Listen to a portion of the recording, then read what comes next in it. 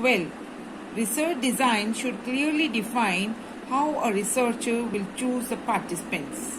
So, today we will understand the meaning of population and sample in context of the research.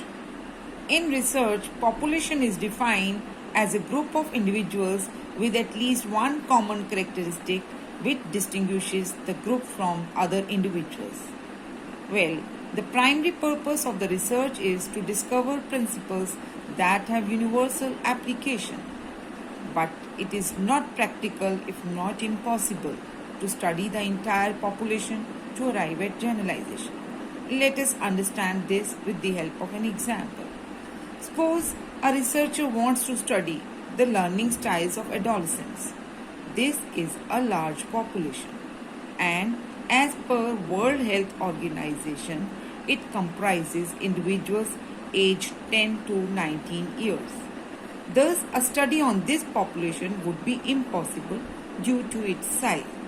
So, as a researcher, what I can do is to narrow the population, and I may study the learning styles of only class 7 students who attend the schools affiliated to Central Board of Secondary Education, that is CBSE, New Delhi. Thus, now I have the target population consisting of 7th grade students of CBSE schools.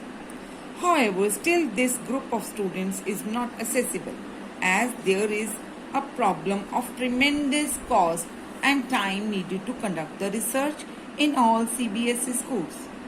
Thus, either as a researcher, I would select a few CBSE schools from one city, or if the study is funded by an agency, the researcher or the group of researchers may select more schools from more than one city. This resulting population would be called an accessible population, from which the sample can be drawn.